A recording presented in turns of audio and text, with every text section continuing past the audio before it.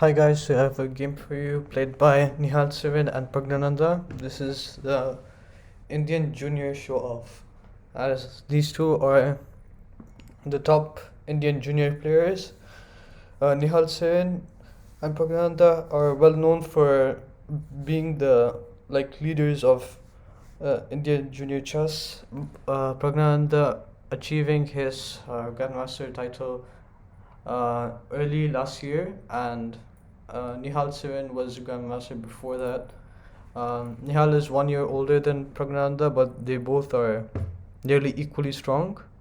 Before this, Nihal and Praggnanandhaa have faced off in a blitz game, and that ended in a draw. So this is the tiebreaker to see who is the stronger player. So the game begins with Praggnanandhaa with the white pieces and Nihal with the black pieces. So Praggnanandhaa begins with d4 and knight f6 by Nihal, and we see this this queen's gambit with knight d7 takes and e3. After this b5, which is theory. All of this theory I follow with bishop b4, knight c3, and knight d5, attacking this the knight and the bishop, but mainly just increasing the pressure on the knight. That's the purpose of this move. So Praggnanandhaa just plays a3, attacking the bishop, and now knight takes on d7. So knight takes on c3. So now Praggnanandhaa is forced to play either queen c2 or queen d2, queen d2 being the safest, because his queen was under attack, and you can't take on c3 because bishop takes c3 after the king moves a rook fault. So this is dangerous, very dangerous. Yeah, this is really lost. However, queen d2 was played. Nihal took on a3, trying to grab another pawn before being captured, and now Praggnanandhaa just took the knight, and now Nihal returns back with the bishop. So Praggnanandhaa has got some open files for the bishop, and Praggnanandhaa picks up a pawn now, and now the position's like equal material, and it looks like it's going towards an endgame. So it looks like a second draw. So Nihal castles, and bishop b7, all standard, and now bishop e2, queen c7, c4, a5. Black is trying to push the a pawn, which is a pass pawn, and white has a better space in the center. So he would try to focus more on the center, and he also has open files, open b file, and his rooks can also get active. So rook c1 was played, trying to open up with c5, or just keep the queen and the rook in the same file. Queen c3 and knight d2, trying to maneuver the knight to probably b3 or even a3, probably b1, a3, and b5, attacking the queen, having a very strong knight over there. And now bishop g4 was played, so this threatens to take the knight, threatening to take the knight at the same time. So queen is defending this pawn over here. There's two pieces attacking this pawn. So this bishop, the threat is just to take, and then next move take this knight, this pawn. So over here, Nihal thought that there isn't.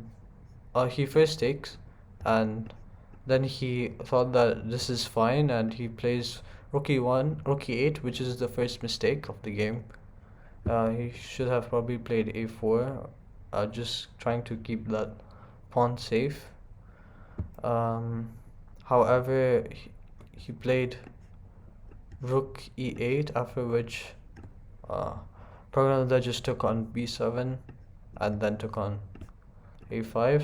And here Nihal went for a gamble. He took on g2 with the bishop. This is very risky because of course he's not gonna take this and allow bishop takes a8, and this is actually, if not, black is better. It's equalish better, but definitely this won't be played, and white's definitely gonna take the bishop. It's a bishop for a pawn, but after takes and takes, we have queen g4, and now there are ideas of the central white's central pawns are falling, especially the d4 pawn and potentially the f2 pawn too. So king h1 was played, after which Nihal played queen takes d4, attacking the f2 pawn, attacking the knight. So queen d5 was played, trying to exchange the knight and keeping the queen in a very active position. And here just take on f2. Nihal just grabbing pawns, and now Praggnanandhaa is being very accurately playing rook f1, attacking the queen, going for the pawn on f7. And here Nihal was forced to play rook e1. And here, when you're winning in material, the main goal is to trade off pieces. So here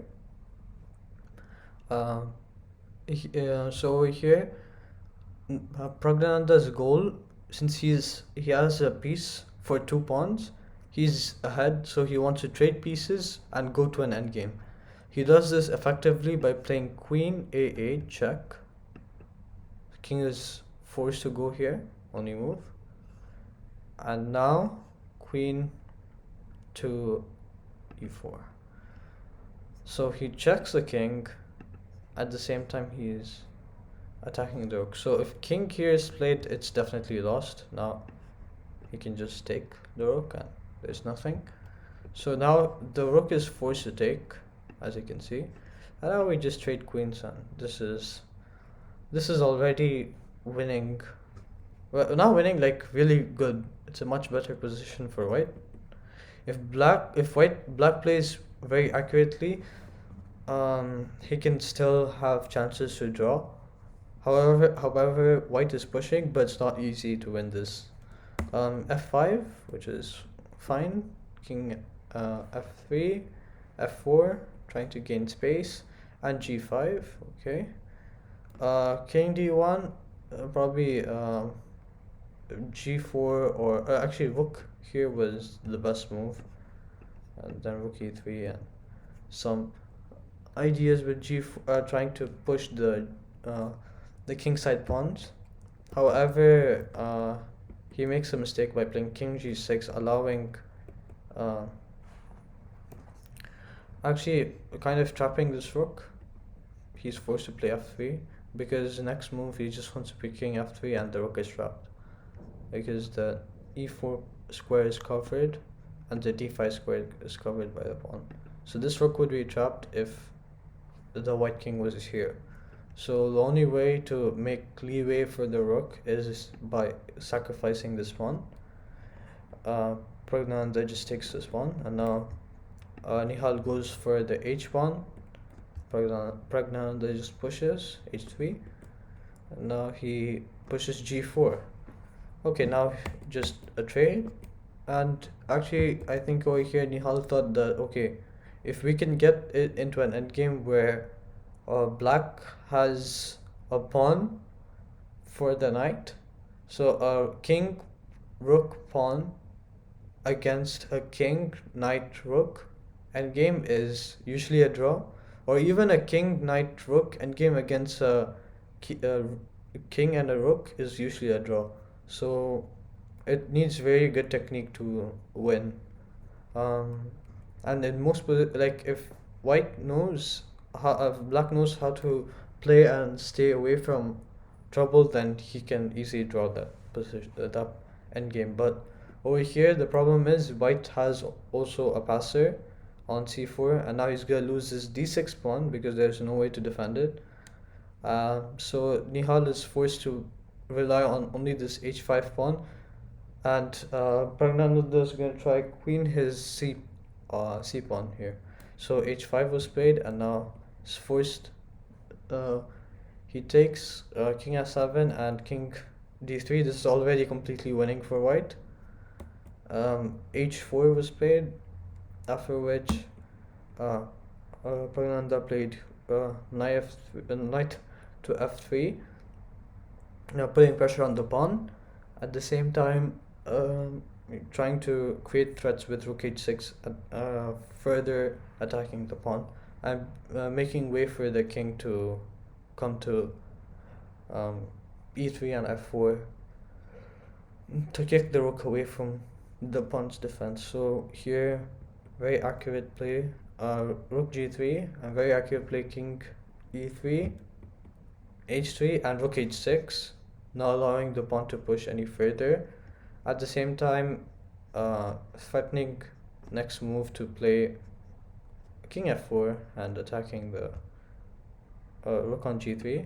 So here simply Nihal just played king g7, and Praggnanandhaa played rook h4. Still the threat of king f4 is there, but it's unstoppable. So Nihal just drops back the rook, and now he loses his only pawn. This is completely winning because now you have a pawn which can queen. So this pawn makes all the difference. If it were just rook and knight, it's winning, I think, but it needs really good technique, and black can hold his own, and mating him in 50 moves would be quite difficult. So according to a 50 move rule, it would most likely, probably Nihal could hold that position, but with this pawn it's very, very difficult now. Nihal tried to bring his king to close to a pawn in order to stop it from pushing. However, even Praggnanandhaa brought his king towards a pawn so that he can start pushing, and he would bring his knight to d4 soon and try to lock the king. So here Nihal played king b4, and he actually traps his king in this file, and now the king is cut. He can only move his rook, and white has ideas of knight d4 and defending the c pawn as it pushes all the way to promotion. So here rook d8 was played, and then knight d4 just defend, blocking the check, king c3, and rook b5, attacking the rook with a check, and now allowing the pawn to push one step further, getting closer to the promotion square. c5 was played, and then after rook to h8, king c4, continuing the push towards continuing this push, and then Nihal just plays rook h6, rook b1, rook g6. Now you're just trying to repeat moves. Here, one trick is, which a lot of beginners can fall for, it's you can still push c6, and some people might get little bit tempted because they want to just push and queen, and they can push c6 here, which looks perfectly fine at first glance because well, if black takes, white takes with the knight. Well, that's the point. If black takes, even if white takes with a knight, it's stalemate. So these are the cheapos that you can play. And now after this captures, it's very difficult to win with white, but it's still winnable because now the king is cut off, the black king is cut off. So there is a chance, but now the it's if it's only you can only win if you play very very accurately. However, here all you need to do is not make that blunder and play the moves that Praggnanandhaa played, which is very accurate. Rook b1 is very accurate because it has few ideas in mind. Because he saw that Nihal was just moving his rook around, waiting for white to make a mistake. However, Nihal saw this idea of rook b1, rook d2, and rook e6, trying to trade off rooks, and that would be once we trade rooks, it will be a completely winning endgame. But you can't trade rooks obviously like this way because this would just give him. This would just be a draw. However, after rook b1 and rook g8, rook e1, the idea is rook e6, and Nihal just played. He didn't see this, or he just played rook h6, and now Praggnanandhaa just plays rook e6, and Nihal resigns here because there's no hope after this. Because like even if the king comes anywhere close to the pawn, like there's no hope here. Even if he plays here, like there's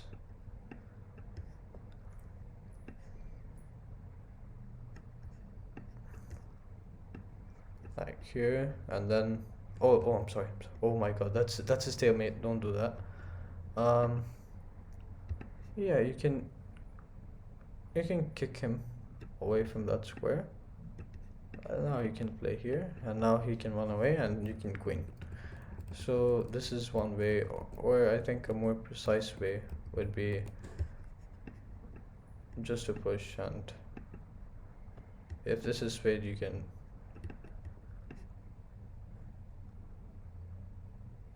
play here. Yeah, these pawn endgames are tricky, but they are winnable. Just make sure, like, don't play something like knight f8. Play knight g6, this g7, g5, f4. This is winning all of this because the minute you play knight f8, this is a draw because the king can't go to d7 anymore. But when you play something like knight f4 or knight d4, something like this, then king has to come here, and now you're just gonna queen next move. So yeah, this is unstoppable. Queening is unstoppable, so that's why Nihal resigned after rook e6. Hope you guys enjoyed the game. Please like, comment, and subscribe. See you guys next time.